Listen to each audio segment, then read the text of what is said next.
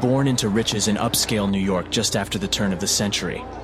A consistent theme throughout his life was not only his intelligence, but the broad range of subjects over which he excelled and was interested. This characteristic was apparent early on. As a child, he studied science extensively, but also was interested in poetry and literature, a quality which would lead to many recognizable quotes later in life. Upon graduating from Harvard University, Oppenheimer set out to study physics abroad in Europe.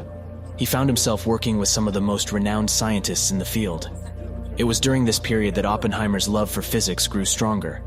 Oppenheimer's reputation as a brilliant theoretical physicist quickly developed. He formed close friendships with some of the greatest minds in the scientific community, including Werner Heisenberg, Enrico Fermi, and Edward Teller. However, his unwavering enthusiasm and intense focus on his work didn't sit well with some of his fellow students, who accused him of dominating seminars with his constant stream of observations and questions. But Oppenheimer remained undeterred. He was determined to unlock the secrets of the atom, to understand the fundamental building blocks of matter that make up our world. It was this drive that would ultimately lead him to work on the Manhattan Project, where his expertise in theoretical physics would be put to use in a way that would change the course of history. Oppenheimer's passion for civil liberties and liberal causes began to grow in the mid-1930s. His empathy for those affected by the rise of Nazi Germany was clear when he generously donated 3% of his annual salary to support fleeing physicists. He attended rallies in support of union causes and donated to a variety of progressive charities. During his time at Berkeley University from 1937 to 1942, Oppenheimer was a member of a politically inclined discussion group. This group discussed everything from politics and philanthropy to physics, attracting notable members from the Communist Party. However, Oppenheimer's association with these individuals raised suspicion and led to the FBI opening a file on him in March 1941, but more on that later. By December of 1938, Germany was just months away from the brink of war. As a result of the impending conflict and the conditions that living in a fascist regime entailed, many of Germany's greatest minds had since fled or been forcibly exiled from the country.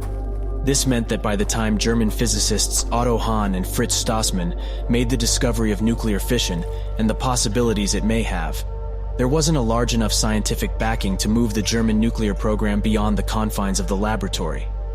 A number of scientific committees had been formed, but by the autumn of 1942, Albert Speer, the Third Reich's Minister for Armament and Ammunition, had declared that unless all of Germany's resources were funneled into the project, then the German nuclear weapons program would not necessitate further attention.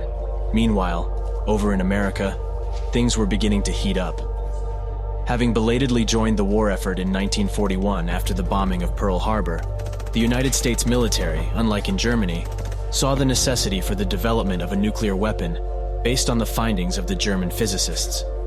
In the spring of 1942, Oppenheimer had increasingly sought to join in the war effort and was invited to lead research on fast neutron calculations, an important step in the process of creating the chain reaction needed for atomic bombs. Despite his known communist associations, his brilliant mind and tireless work ethic made him stand out and was soon appointed by the director of the Manhattan Project, Leslie Groves, to be the director of a secret lab tasked with the mission of producing atomic weapons.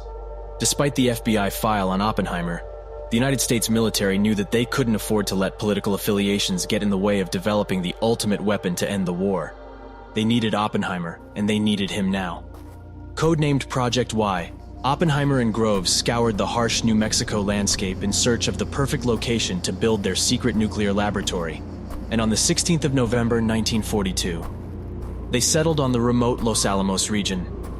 The dry and barren earth was rugged and unforgiving, dotted with cacti and scrub brush. The intense desert sun beat down relentlessly, mercilessly baking the ground and casting sharp shadows across the jagged rocks. In the distance, towering mesas loomed ominously, their sheer cliffs a constant reminder of the formidable challenges that lay ahead. In a decision that would come to shape his post-war life, before departing for New Mexico's Los Alamos laboratory, Oppenheimer invited one of his closest friends from his Berkeley political discussion group to dinner, Håkon Chevalier. Little did he know, this seemingly innocent gesture would prove instrumental in the tribulations he would soon face. Håkon Chevalier was not a scientist. He was a professor of French literature at Berkeley and believed that the Soviet Union should know about the feasibility of atomic weapons. Chevalier had been approached by George Eltonton, a British physicist who had been in recent contact with a Soviet agent based in San Francisco named Peter Ivanov. Ivanov had asked Eltonton, a man highly sympathetic to the Soviet Union, if he knew anyone who could approach Oppenheimer in the hope that he might agree to provide information about the atomic bomb project to the Soviets. Eltonton thought of Chevalier. Thus, as the dinner unfolded, Oppenheimer went into the kitchen to mix martinis for his guest. Chevalier followed him into the kitchen and asked him if he would be willing to pass along news of his work to a Soviet diplomat Eltonton knew. Oppenheimer was taken aback and immediately declined the request, describing it as treasonous. Oppenheimer did not report this interaction to security officials, as was protocol to do so. Oppenheimer's contribution to the war effort came at a high cost, as he was constantly under surveillance by the FBI and the Manhattan Project's internal security arm due to his past associations with communism. He was followed by Army security agents during a trip to California, and his phone was tapped, office wired, and mail monitored. The weight of the mounting internal surveillance was suffocating, and Oppenheimer must have felt the pressure intensely. In August 1943, he volunteered information regarding George Eltonton, the British physicist who had requested that Håkon Chevalier pressure Oppenheimer for confidential information at his dinner party, perhaps hoping to clear his name. Despite all the internal pressure on the man that the United States were depending on to resolve the war, the project succeeded, and on July 12, 1945, in a desert location named the Trinity Site, the atomic bomb created by Los Alamos scientists had its first test. Oppenheimer, who spent the night before chain-smoking, reading poetry, and pacing, was 10,000 yards from ground zero, lying face down when the fireball erupted. The night turned to day. The fireball changed in color from white to yellow to red as it rose in the sky, finally turning into a hovering purple cloud. 2 decades later, in an interview on NBC, he recalled thinking at the time of the now famous line from Hindu scripture, "Now I am become death, the destroyer of worlds." 2 months later, a B-29 aircraft named the Enola Gay dropped a uranium bomb over the city of Hiroshima, killing 225,000 people, an act that 70 of the Manhattan Project's leading scientists directly opposed through the Slizard petition.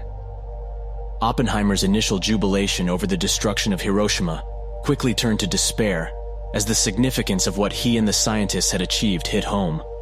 The mood at Los Alamos darkened perceptibly following news of Nagasaki and the reports of massive destruction. Immediately following the war, Oppenheimer resigned from his position and began a new one advocating against the use of atomic weapons. Oppenheimer's outspokenness made him an enemy of the director of the FBI, J. Edgar Hoover, who had at this time been investigating Oppenheimer since 1941.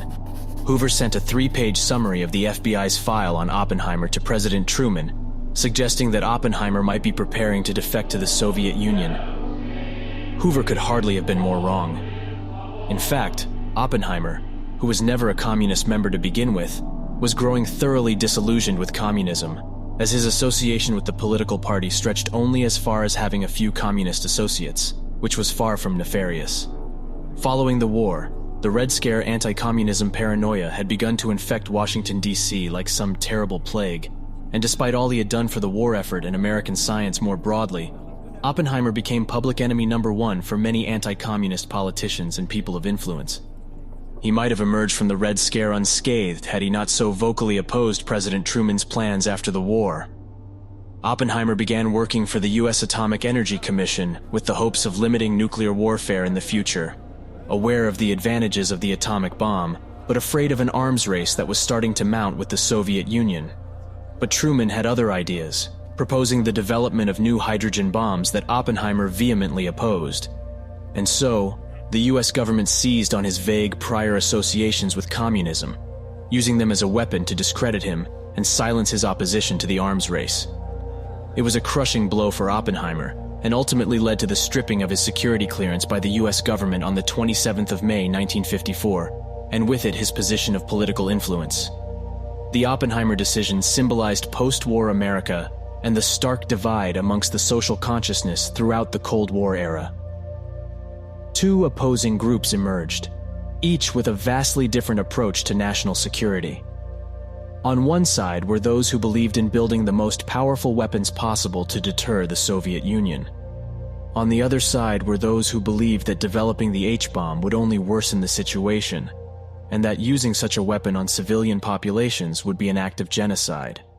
Unfortunately, the more powerful group was